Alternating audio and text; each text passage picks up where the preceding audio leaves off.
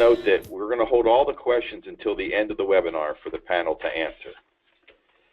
Finally, one of the last slides in today's presentation will offer you information on how you can purchase the recently released PEI RP1200 in this 2017 edition. Now let's get started. The presenters for today's webinar are 4 members of PEI's Overfill Release Detection and Release Prevention Equipment Testing Committee, which is the technical committee responsible for developing, writing, and revising the publication.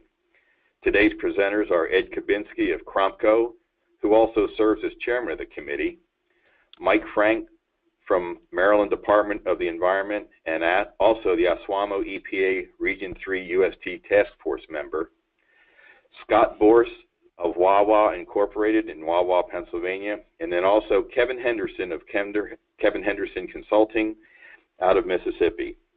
Starting us off today will be Ed Kabinski of Kromko. Ed, go ahead and get started. Okay, thanks, Bob. You switching over. There we go. All right, here we go. Good morning, everybody. Thanks for attending. My name is Ed Kabinski with Kromko. We're a large UST testing and inspection service provider, primarily on the East Coast. And I'm going to kick off the webinar by going through a little bit of the document timeline. From there, I'm going to transfer it over to Kevin Henderson. He's going to go through the overfill equipment. After Kevin, Scott's going to take over and continue with some overfill. Then Mike is going to get into the containment sump testing, and I'm going to finish it up with talking about containment sump testing. So a little bit about the document timeline. Back in 2010, the committee was appointed by PEI because the committee is comprised of installers, testers, consultants from all over the country with all different backgrounds in the industry, including owner-operators as well. So we had their perspective. There was regulatory agency on the committee as well. We had a member from US EPA, and he kind of drove it as the new federal regulations were being worked on. And the hope was that we would get this document out prior to the when the federal regulations came out. So in May of 2010, the committee was appointed.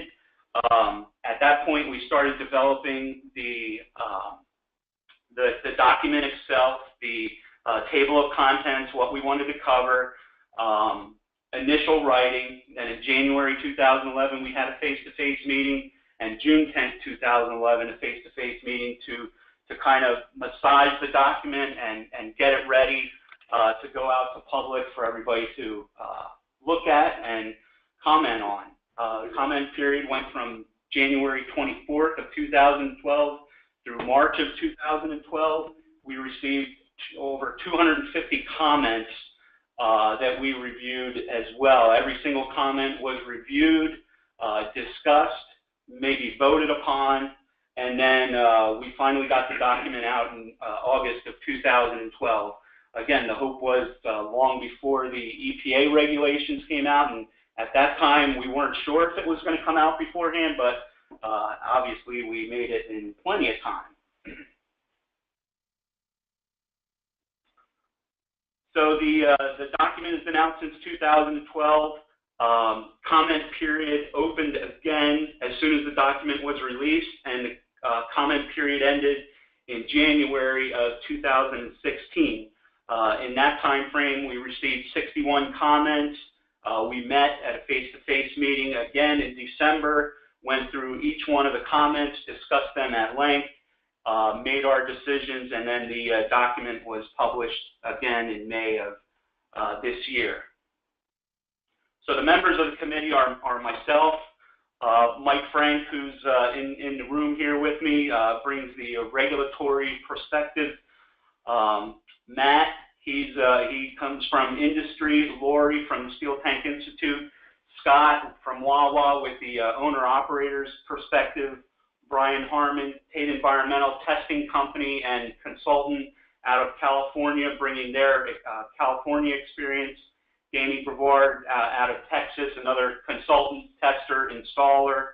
Kevin, who we all know, ran the Mississippi Underground Storage Tank Program for many years now, consultant. Jim Brown, again from California, bringing their experience testing, consulting. Jim Howard from Speedway. Sully Kern, now from the Steel Tank Institute. Ron Kingsbury, and installer from Maryland. Brian Dirge, National Testing Company, Tanknology, and Steve Pecora, testing company out of the Midwest. So we feel we had a really good mix of industry experts when we developed this document.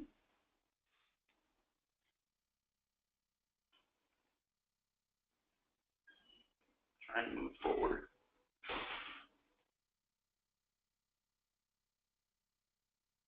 Kind of stuck here.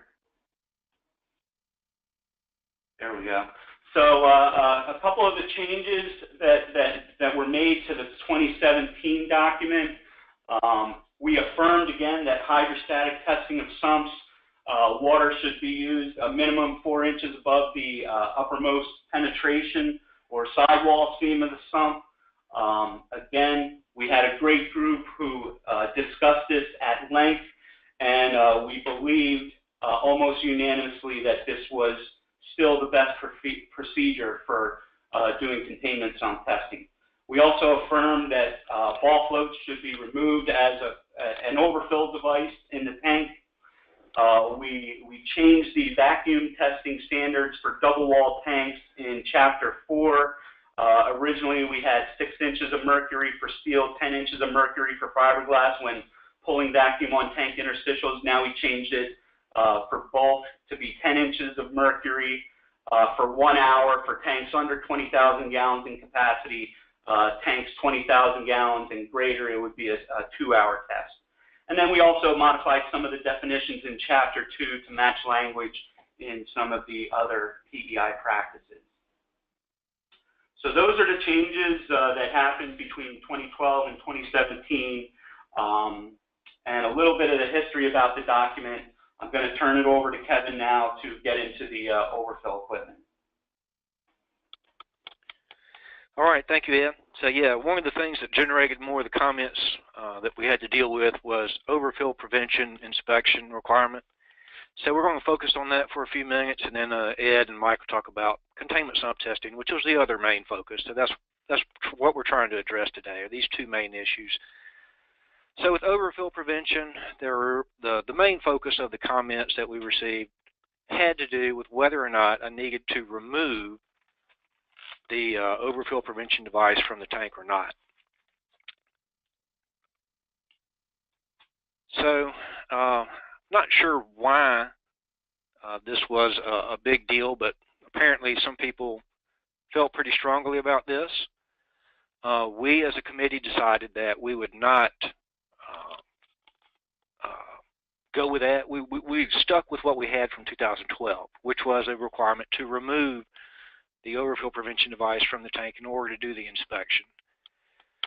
So having said that, we're going to talk just for a few minutes about what's going on. So we've got this thing with the original federal rule, 40 CFR 280, which most states adopted, which everybody knows required overfill prevention to shut off at 95 or restrict or alert at 90% tank capacity. So that was the original federal rule. It was actually amended in 1991. The federal rule was amended, and all they really did was they added what you see as the 3 alternatives here, the B, if you will, under each of these options. Instead of shutting off at 95, you can shut off before the tank top fitting is wetted, or if you've got a ball float valve, you can restrict 30 minutes prior to overfilling, or if it's an alarm, you can alert the operator 1 minute prior to overfilling. So these alternatives have been around since 1991. Not every state has this in their rule, but many states do. We looked at this as a committee and decided that we would not address these alternatives.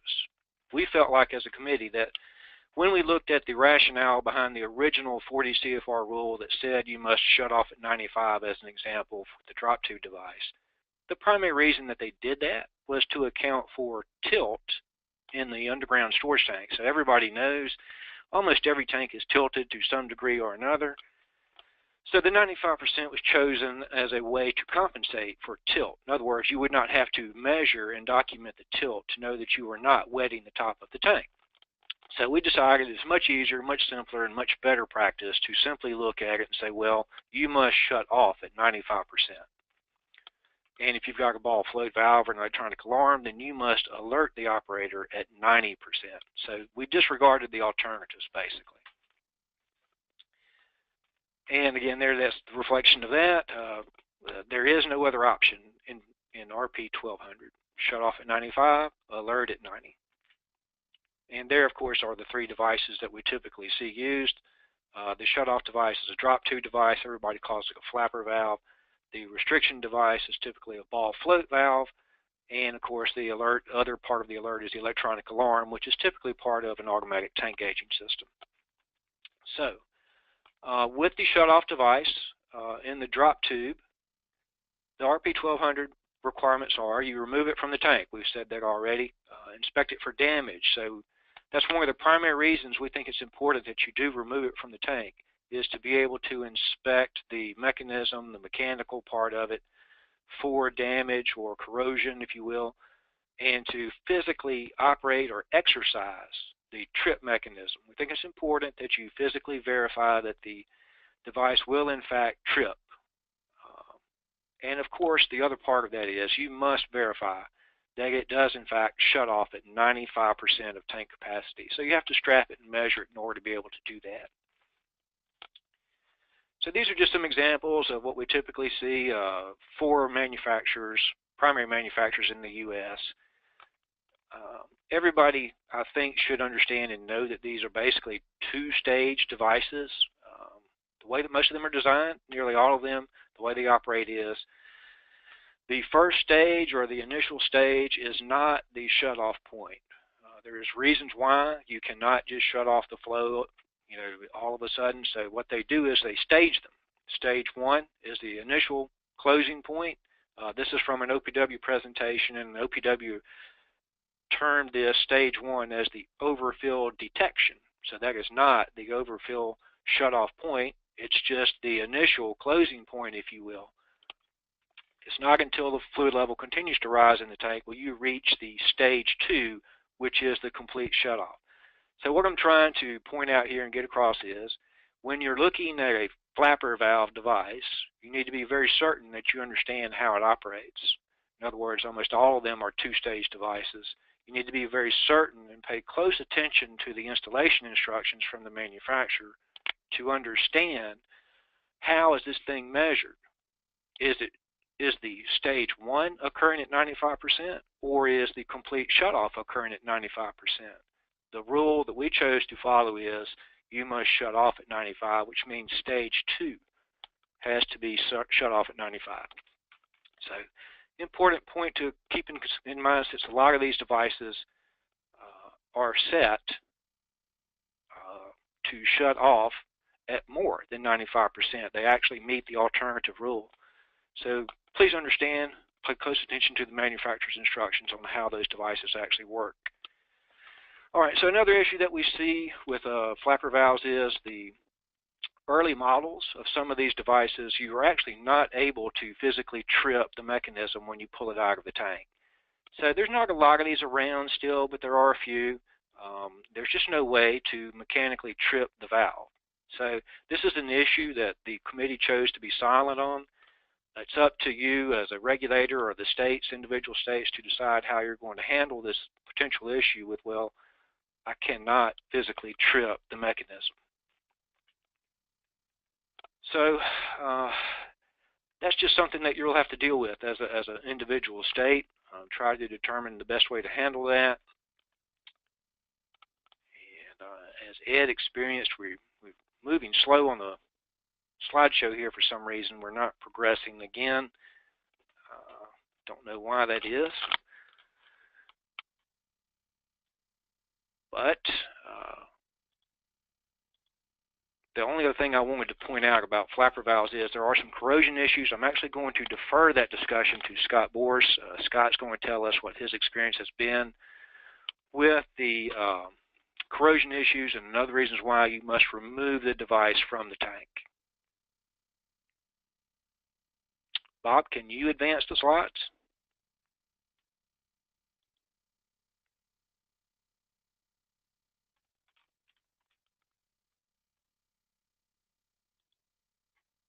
Okay, we're having trouble. Hold on a minute, I'm working on it.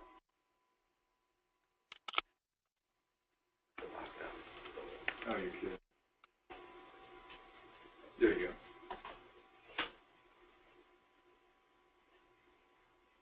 go. Okay, how's that? Okay, there we go. There's pictures of some corrosion issues. We're going to defer that discussion to Scott Boris again, so next slide. And there's the pass-fail criteria that are in RP1200. What it basically requires is what we've already said. You must be able to remove the device from the tank, which can be an issue also that Scott's going to talk about for a second. You must confirm that it does shut off at 95, and you must confirm that it does operate as the manufacturer intended. Okay, next slide.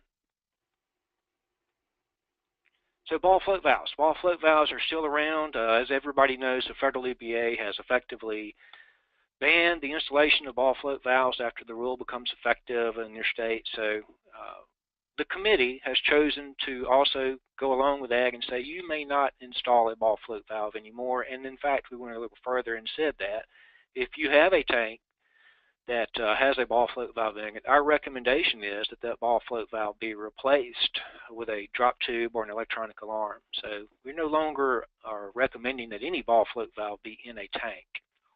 What the RP1200 requirements are basically is, again, you must remove the ball float valve from the tank in order to be able to inspect it for damage, look at the cage, look at the weep hole and all of that.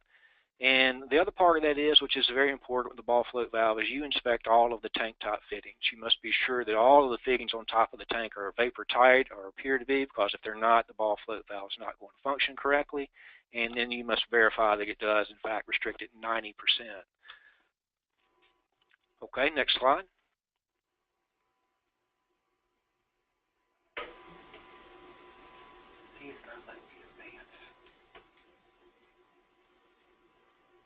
Do you have control?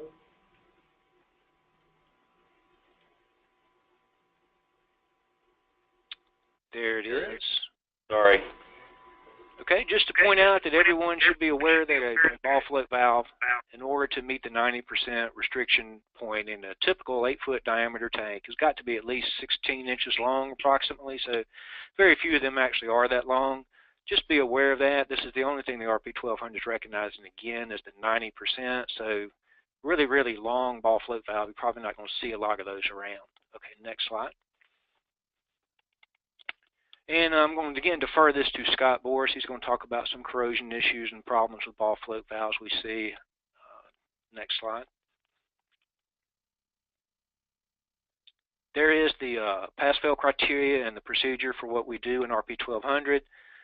Again, it's pretty simple. You remove it from the tank, look at it, check it out. Does everything look okay? And you measure it to make sure that it does restrict it 90%. One of the things that's highlighted here is the ball float valve fails the inspection if it cannot be removed from the tank. So that's a key issue here because, as we all know, it can be rather difficult, if not almost virtually impossible, to remove a ball float valve from a tank in some instances. Okay, next slide, Bob. And what I want to point out and be very certain that everyone is aware of with the ball float valve issue, that if you cannot get it out of the tank, the inclination, the almost immediate thought that everybody has as a contractor or a service provider is, well, I will just take the gauging stick or whatever and knock the ball out of the cage, and I will put in a flapper valve in the drop tube. So we'll just forget about the ball float valve and put in a dropper tube. So that's been done already, I know, quite a few times. Please understand that that is very, very dangerous. And, you know, in my personal opinion, that should never be done. You should not allow that to happen because of this issue that we've got with, if the flapper valve does not close, before the fluid level gets to the bottom of that nipple that's still hanging in the tank where that ball float valve was or is, then you're going to get a very, very sudden rush of fuel up the vent, the tank vent, and it's going to blow out the top of the vent, go everywhere, and we're just setting ourselves up for a complete disaster, in my opinion. I think this is very, very dangerous. So for that reason, that is why we as a committee said that if you cannot remove the ball float valve from the tank, then you fail the overfill inspection. We believe it's very important that you remove it from the tank. Next slide. So I also want to point out again something that's been around for a while. Everybody knows that we had 5 people killed in a fire in Biloxi, Mississippi in 1998. It's a very well-known story.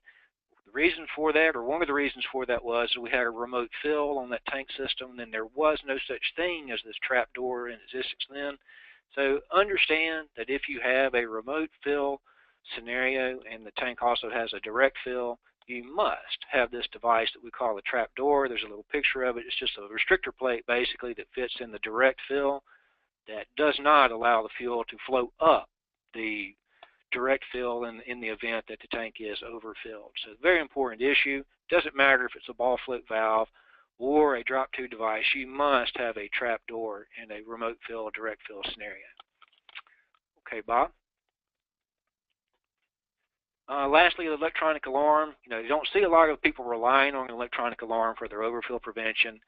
There are some around, of course, and again, so the RP1200 requirement, again, is you must remove it from the tank, which typically means you remove the automatic tank gauging probe, inspect it for damage, crud. I'm going to defer that to Scott again, verify that the lights and the horns work, and part of that is you stick the tank to verify that the flow is actually accurate, and it must alert the operator at 90%. Okay, next slide. There's some issues that Scott's going to address again that we see with overfill alarms. Next slide.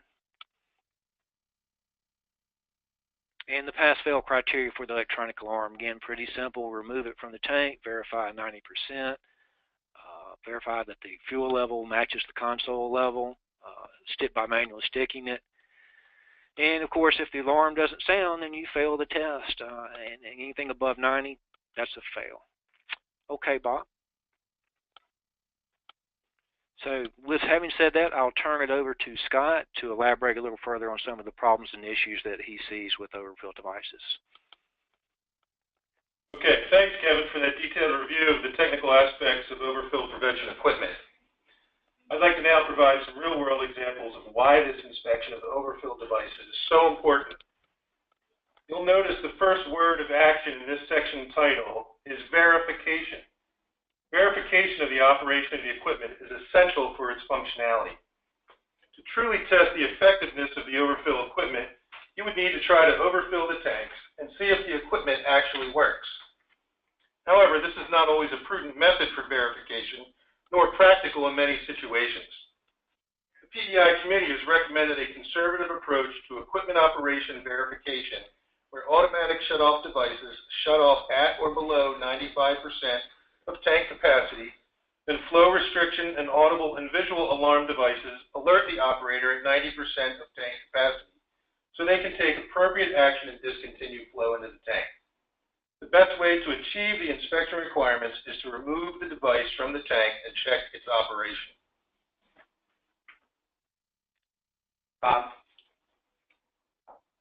Next slide. So the PEI committee had lengthy conversation around the removal of the overfill prevention device, and the majority consensus for a best management practice was to remove the device from the tank and do a visual observation. Once removed, the device can be visually checked for proper operation of all components, including floats, latch mechanisms, bypass and bleed-off openings, as well as check for proper length and that the device is set for either 95% full shut-off for drop tubes, 90% for ball floats, as well as exercising any electronic components to alarm at 90% capacity. As we saw in Kevin's presentation, the pass-fail criteria for RP1200 is it must meet these requirements. The PEI 1200 committee strongly suggests that the removal of the device from the tank is the only visually verifiable way to check for proper operation of all components of the devices. That being said, let's now take a look at some real-world reasons why inspection and visual verification of the overfill prevention device is essential for its proper operation.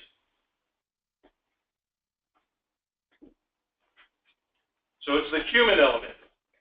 There's always the human element to any mechanical device. Yes, even these devices can be bypassed that may lead to an environmental catastrophe or significant health, safety, and general welfare issues. It's been my experience that even with the most diligent of petroleum marketers, these issues are still encountered on a regular basis. In the first picture, you can see a broken tank stick was left in the drop tube to restrict the flapper from closing. Yeah, this is something that can be easily seen and removed in most cases without removing the device. However, if it was smaller or not seen in there, you would not be able to remove it. However, the other two pictures also show instances where the only way to verify proper operation is to remove the device from the tank. As you can see in picture 2, the actual flapper valve is broken off. Maybe put back in incorrectly, maybe removed by a less diligent marketer or a delivery person. However, the device will not operate in its designed element. In the third picture, you can also see where a wire tie was used to bypass the device as well. Even looking down the drop tube from the inside, if it was installed, you'd probably never see that, nor will this device actually ever work. These situations mainly are mechanical in nature. So let's now look at another culprit that can contribute to overfill prevention devices not being very effective, and that is, next slide, corrosion, corrosion, corrosion. If you haven't encountered corrosion yet, you're not looking, because it's going to be at every single gas station out there, I will guarantee you. So we all know with the onset of biofuels, the growth of corrosion has provided dramatic results to most petroleum equipment components, and overfill prevention devices are not immune. As you can see in these pictures, corrosion will cause inoperable functionality of these devices, whether it's a drop tube, whether it's a ball float valve, or even in this situation, an electronic device as well, whereas the corrosion is built up on the float that would not allow that water float to move up, or the actual other float to move up. Again, I will stress, the only way to verify operation of these devices is to visually inspect them and test for proper operation by removing them from the tank. And from personal experience, I would like to stress that these devices need to be removed from the tank because, next slide, with the advent of the corrosive environment and dissimilar metals, these devices can actually begin to weld themselves to the inside of the tank risers. We at Wawa have encountered nearly 30 to 40 different situations where when we've gone to remove an older drop tube, we've been unable to remove it from the tank because the actual drop tube itself has welded itself to the inside of the tank riser. It was unanimous of the petroleum marketers represented on the RP1200 committee that a best management practice should be to remove the drop tube from the tank annually to avoid this type of situation. It's an ounce of prevention to save a pound, or hundreds or even thousands of dollars, of aggravation and cost in the future. In this picture, you'll see that the drop tube is adhered to the inside of the riser, and while attempting to remove, actually separated. This ended up with extensive excavation of the tank top, spill bucket, and riser to remove it from the tank. I venture to say that if you leave your overfill devices in place for more than a few years with the current fuel mixes and the advent of corrosion that we are all now accustomed to, you will be very susceptible to this situation in the future. Again, one way to avoid this is to remove the device during annual testing, and while it's out, verify proper operation of all the overfill prevention equipment. Remember, it's pay me now or pay me lots and lots more later on. Next slide. So one last item I want to go over is basically the RP1200 committee wanted to make sure that we were able to document all these items for inspection. So we came up and spent lengthy time developing various checklists to be able to uncover and be sure that we are inspecting and visually observing all these different devices.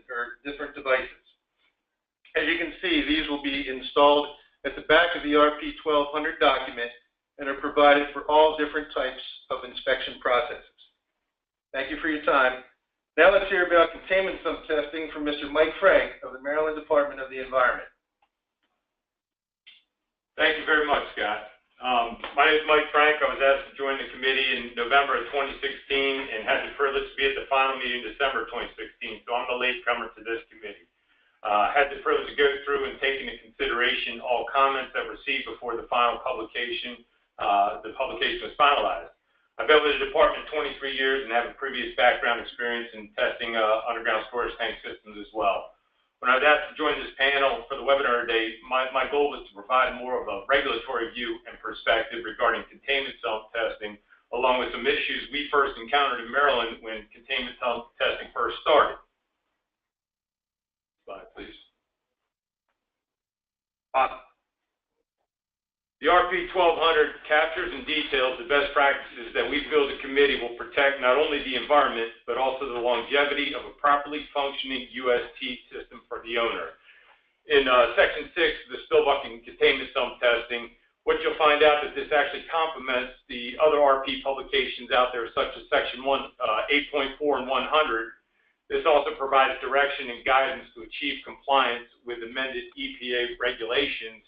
And the committee took into consideration manufacturers' spill bucket and containment sump testing requirements, along with the testing requirements from other state agencies that have been used in the past, such as Maryland. Next slide.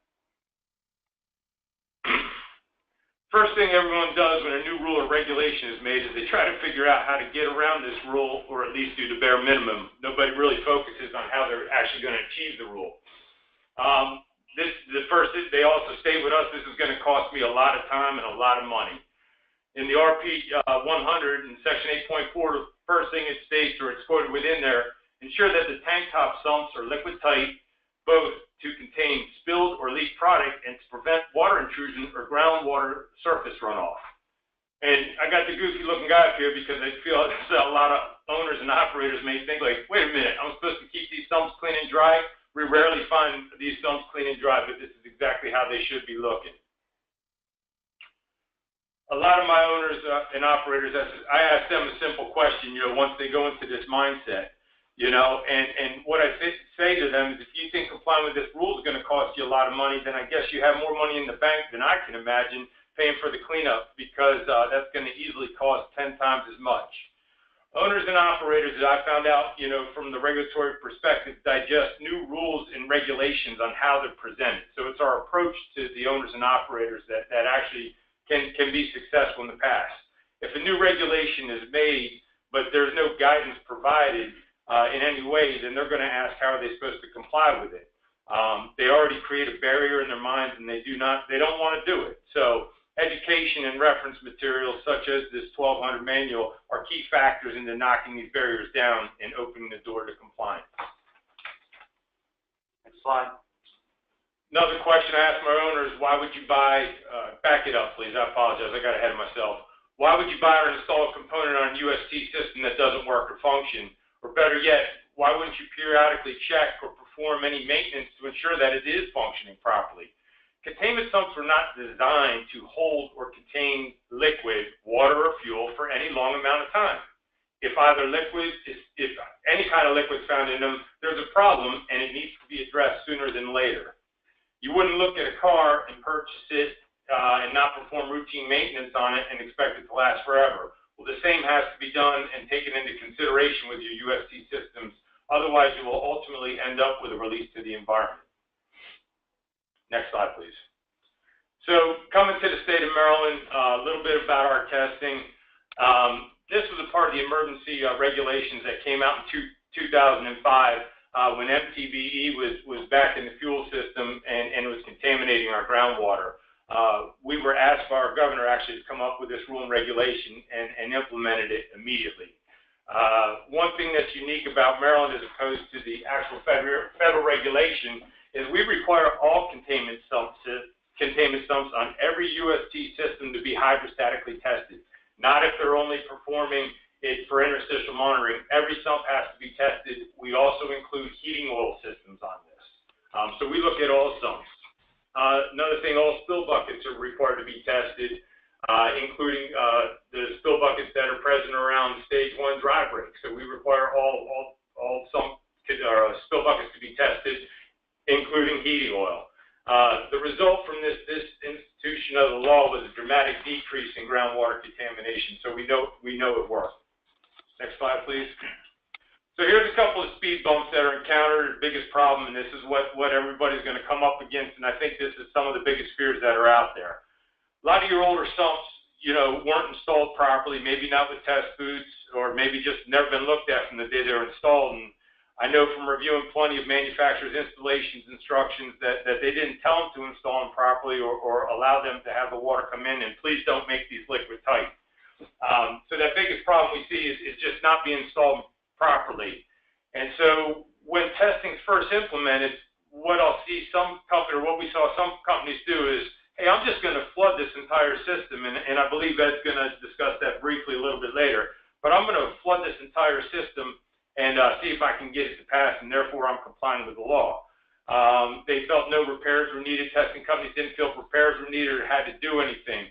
So this is an unacceptable practice. Ultimately, water in the secondary, especially if there are sags or traps in the actual product line, could prevent the detection of product, and therefore you will no longer have an effective form of interstitial monitoring as a form of release detection. Water gets into the line, sits on top of the fuel. Fuel's not going to be detected because water weighs more than fuel, so that's not going to work. Slide, please. This was a real common thing that they're going to first encounter, and you're going to see either missing boots or torn boots. Very, very common out there. So, and you'll also see cracks and holes in sumps. These issues are going to be encountered. How are you supposed to test it? And obviously repairs are going to be made. Next slide. What you don't want to do is start out with the unacceptable repairs, okay?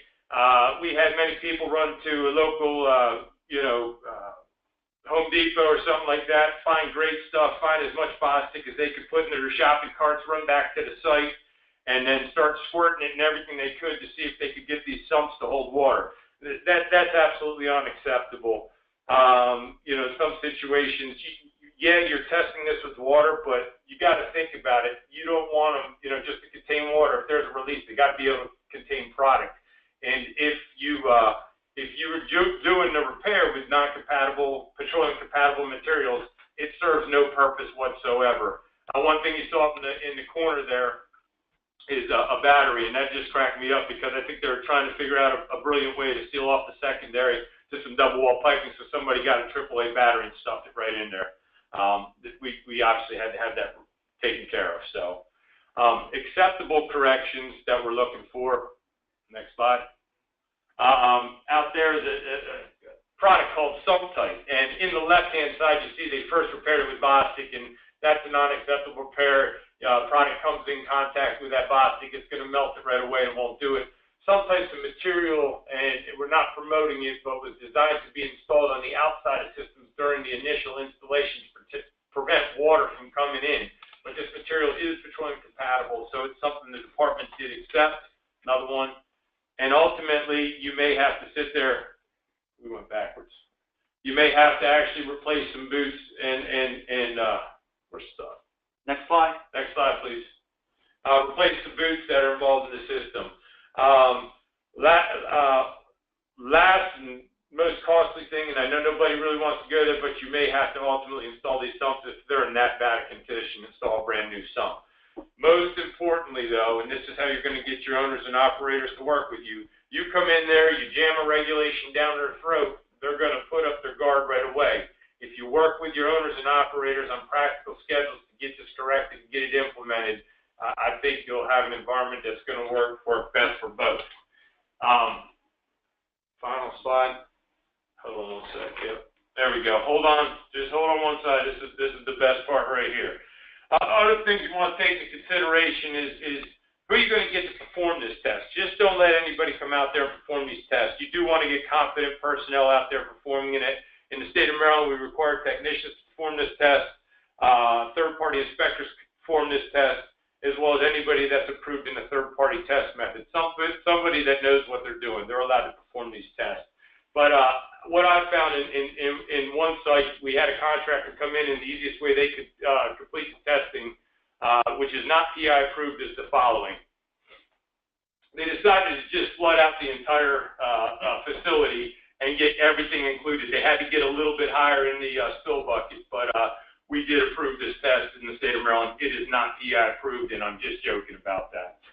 With that, I'm going to turn it over to Ed. Thank you very much for your time. All right, thanks, Mike. From here, I'm going to get into the actual test procedures for containment sump testing that's covered in RP1200. And then I'm going to get into some test results and share some data with everyone. So when we're doing our sump testing, we're going to want to thoroughly visually inspect, clean out the sumps, make any necessary repairs that can be made to the sump prior to it being tested. Obviously, we don't want to throw water in a sump, if we see a gaping hole in the sump, just to declare it a failure. We can visually fail the sumps. We want to install all of our test boots on the secondary piping. We were adamant about that in RP1200 that we want to isolate that secondary piping so that no water gets into the piping interstitial space. And then obviously we want to remove any sensors from the containment sump as well. Back up one. All right, then we're going to, once we've determined that containment sump is able to be tested as far as a visual inspection and everything goes, we're going to add water to the sump to a minimum of 4 inches above the highest penetration or sidewall seam. We're going to place a measuring stick in the water to provide for measurement. We want to make sure that the sump cannot be disturbed. Put the lids back on, take an initial measurement, wait 1 hour, and we're going to take a final measurement. If the water level changes 1/8 of an inch or greater over that 1 hour period, the test is considered a fail. Now, in most cases, from our experience, we're not spending a lot of time trying to measure, is that 1/8 of an inch, 1/4 of an inch, 1/2 an inch. Usually when containment sumps fail, it's pretty obvious in the first couple minutes. So it's pretty rare that we really got to make a judgment call. So once we're done with the test, pass or fail, obviously we want to remove all the water and properly dispose of that water. Big issue in the industry lately is whether or not test water can be reused. That issue was discussed at length at the last SWOMO meeting in Louisville, Kentucky, and the vast majority of the states said yes, test water will be able to be reused. There are a couple states out there considering not allowing reuse of water, so just be aware of that. So anybody that's doing testing should consult the authority having jurisdiction as to whether or not you can reuse the water for testing at other sites. We're going to reinstall the sensors back in the proper position that have been removed to perform the test. We're going to remove any test boots from the secondary piping. We want that double wall piping to be able to drain back to the sump as it's supposed to. And then we're going to inspect and reinstall all the lids, gaskets, and covers after we're done. It's a pretty simple procedure. Like Mike said, Maryland began to require containment sump testing back in 2005. And with our data management system, we've been able to query our data and run reports on individual states or individual customers with the data that we've collected. Maryland basically wrote the first protocol for containment sump testing. The 1200 committee has had numerous discussions in the first go-around. There were a lot of comments on the second go-around as well. And again, the committee decided almost unanimously that is the best practice for containment sump testing, is to test all the penetrations, sidewall seams as part of the system. So getting into Promco's data, this data is for Maryland only. We queried our data when we first started doing containment sump testing back in Maryland. We were able to differentiate between fiberglass tank top sumps and your HDPE sumps. And this is what we saw. When the testing first started back in Maryland, it was obviously very painful. Our passing rates were just above between 50 and 60%. But as you can see, over time, things got better. We knew that we were, the state knew that, people were looking at these sumps. They needed to be liquid tight, and owners and tank installers and everybody got the message that we need to make these things liquid tight. So you can see over time, things do get better. Next slide. So for your plastic or your high density polyethylene tank top sumps, they didn't fare quite as well in the beginning as the fiberglass sumps, just over a 40% passing rate when we first started testing. But again, things got better over time, and now we're experiencing a 90% passing rate for the last several years. Next slide. Getting into dispenser sumps, back when Maryland first started this, we saw very few, if any, fiberglass sumps. We're seeing some more now. But the dispenser sumps fared just a little bit better than the tank top sumps in the beginning, but not quite a 50% passing rate when we first started, but things got better for some reason, and I can't explain why. Things are tailing off a little bit in the last couple of years, but the data is the data. Next slide. So we were also able to query our system for containment sump testing in other states, and for those of you that operate or are regulators in the northeast part of the country, the state of Massachusetts put a regulation out in January of 2015 that required all containment sumps to be tested by January 1st of 2017. I have almost no data for testing done in 2015 because the majority of the owner-operators waited until 2016 to do their testing, and that's what I'm sharing here. This is data from 2016 leading up to the deadline for testing by the January 2017 due date. One thing that Massachusetts put in their regulations, they said that if you have a containment sump that does not have a liquid sensor, you must test that containment sump to the top, 100% full. However, if you had a sensor, you only had to test it to the level that the sensor went off. And that did not include sensors, that did not require sensors to have positive shutdown either. So the vast majority of our data being shown here is for containment sumps that had sensors. So we were only testing the bottom 2, maybe 3 inches of the containment sumps. And you can see that the passing percentages for the first round of containment testing in Massachusetts were pretty darn good. Dispenser sumps, fiberglass, 97% passing rate. Your HDPE dispenser sumps, almost a 93% passing rate on the first go around. Tank top sumps, fiberglass, almost 99% pass. Your plastic tank top sumps, almost a 95% passing rate. I know a lot of the tank installers up in the New England area. They're really great installers, but I'm not confident that 90+% of these sumps can be considered liquid tight. Next slide. So when looking at the regulations, or when regulations are coming up for review, you really want to be careful about the wording of your regulations and how you want to present this to your owner operators, your testers, and everybody that's going to be dealing with this. A lot of states say that containment sumps have to be liquid tight on all sides, bottoms, and penetrations. You're going to have to consider, are we going to allow for low-level testing? Some states have said absolutely not. There's not going to be any low-level testing in our state. On the other hand, several states have already incorporated it and are allowing it. And, that's fine. If the state wants to do that, that's their prerogative. But how can the regulations state that sumps have to be liquid tight on all sides, bottoms, and penetrations, and then you allow for low-level testing when you're not even testing the components, which are the penetration fittings that usually give you the most amount of problems. Again, the RP1200 committee believes that if the state wants to allow for low-level testing, that's their prerogative. We felt that the best practice was 4 inches above the highest penetration or sidewall seam.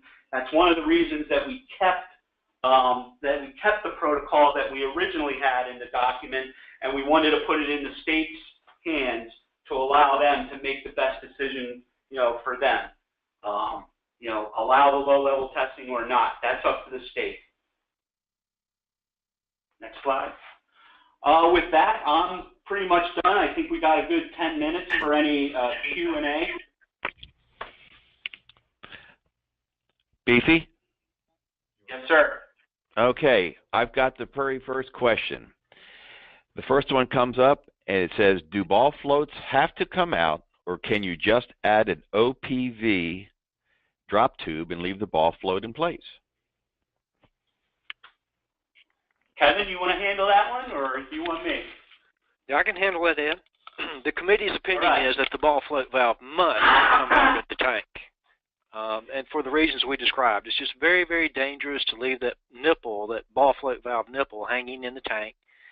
Because if the fluid level ever does reach the bottom of the nipple with that ball float valve, you're going to have fuel shoot straight up out of the vent. That's an incredibly dangerous scenario.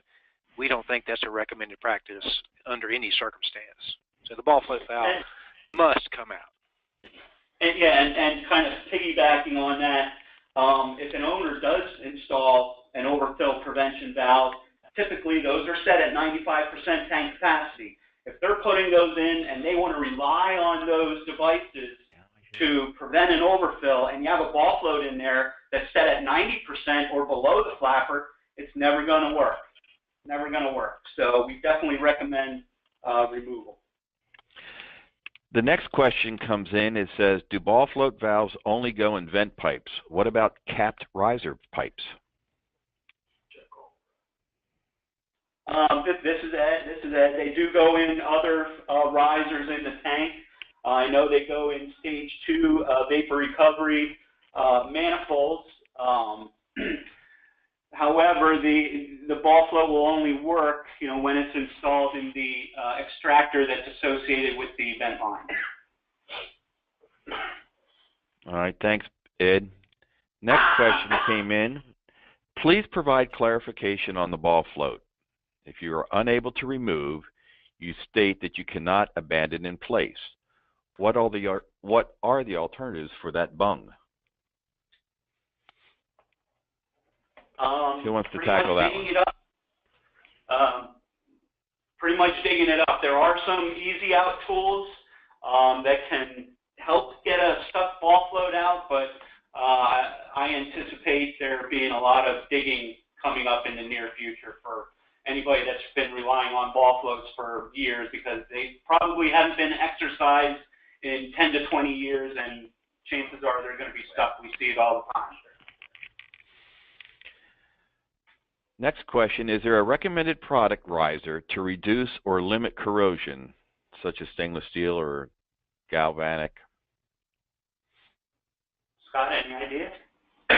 So we've toyed with multiple things, with galvanized risers, straight steel risers, and even stainless steel risers. The thought process is I'm going to use a stainless steel riser so I don't have to remove my drop tube on an annual basis. Probably not a good idea. It's likely that you probably won't weld an aluminum drop tube to a stainless steel riser, but I don't believe there are any guarantees, and you're still avoiding the issue of inspecting and verifying the drop tube operation. Thanks, Scott. Next question, are you required to perform a pressure decay test after removing the overfill valve? That's a great question, and that discussion did happen at the ASWOMO conference in Louisville, Kentucky, and there are some states that I am aware of that will require a stage 1 or stage 2 vapor recovery test to be done after the removal of the drop tubes or any tank equipment for inspection. So that is a possibility. I would strongly suggest consulting the state agency as to what their position is on that. Okay, we still have some time for a couple questions. Is it true that the flapper valve float pivot position is not necessarily located at the level where the valve closes? In this case, how do you verify that the shutoff position is set at 95%? Kevin, can you touch on that? That is an excellent question, and it's been a thorn in my side for many, many years. So what I want the manufacturers to do is simply tell me where on the body of this valve does 95% occur.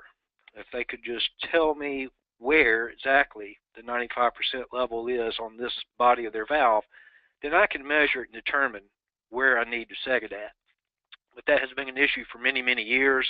Some manufacturers have, in fact, put a marking on the body of the valve that tells you this is the 95% shutoff level. But where exactly the shutoff occurs is not really known on some of these valves. So it's very, very difficult to figure out. It's been an ongoing issue for many years. Thank you, Kevin. Next question. Has PEI or does the RP1200 take into account or into consideration high water table issues in relation to hydrostatically testing sumps for integrity? You want me to get that? Yeah, go ahead. Yeah. So this is Scott from Wawa answering this one. I would say yes, and there was multiple conversations around this. One of the reasons, and I'm going to assume that based on the question, that if you have a high water table, you don't need to have a tight sump. I would actually say that's probably the reason you need a tight sump is because of the high water table, and that you're keeping the groundwater out of that sump just as well as not letting any petroleum leak out of the sump should there be a leak in the future. Oftentimes you can't determine groundwater, in the tank excavation at the time of testing. So very difficult. Okay, I think we can, let's try another question here. How often do you have to remove the dispenser to get the pan to pass hydrostatic test?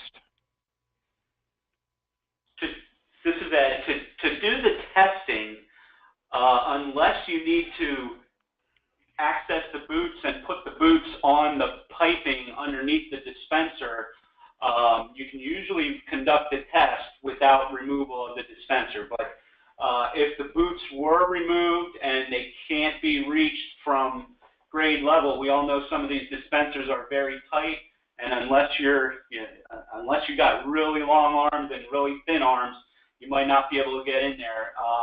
It's hard to put a percentage on that. I know it does happen fairly regularly, but I would say more often than not, we can do a test without removal of the dispenser. Ed, the next question is, what is the deadline for individual states to adopt the RP1200 guidelines? October 31st, 2018? How is the 3 years to enforce these guidelines interpreted by you? You want my interpretation on that?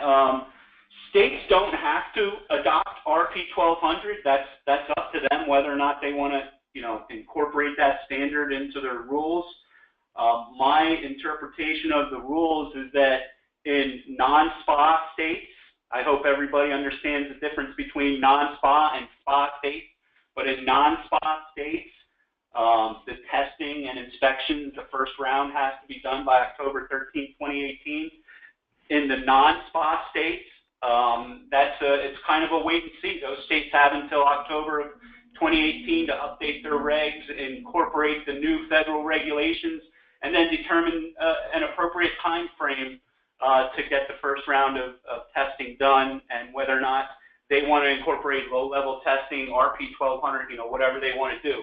So there's a little bit of time. Some of the SPA states have already implemented their rules, and some have referenced RP1200. And one of the states has adopted the 10/13 of 2018 deadline for testing. Another state has given a May 26th of 2020 deadline for the first round of testing. So in the SPA states, it just depends. All right, I'm sorry that we're not going to be able to get all the questions that have been inserted today. That's all the time we have, as we promised the hour for the webinar. And we apologize if we're unable to answer all of your questions. If your question was not addressed, please feel free to send it directly to me at byoung@pei.org, and I'll send it out to the 4 panelists today, and we'll see what we can do about getting that answered for you. Real quickly, the PEI RP1200 is available to all PEI members and our government regulators for $40. The non-member price is $95. Now, to order your copy, members, you're going to log in at members.pei.org and choose the online catalog on the left side of the screen. Regulators, we will be sending out an email to you with a personalized link for purchasing the RP1200 at the $40 rate. You can expect to receive that email shortly after the webinar today. And finally, all PEI recommended practices orders are fulfilled by TechStreet. And please note that if you've never ordered from them before, you'll need to create an account. Now, before we sign off, I want to let everyone know that the 2017 edition of PEI's RP900, Recommended Practices for the Inspection and Maintenance of UST Systems, will be published and available sometime next week. Watch for the notification in the PEI Tulsa letter. I'd like to thank Ed Kubinski, Mike Frank, Scott Bors, and Kevin Henderson for serving on the panel today, and thanks to all of you for attending today's presentation. If you have any questions or if you need further information, please feel free to contact me. My contact information is on the screen in front of you. My email address is byoung@pei.org, and my direct line here at the office is 918-236-3966.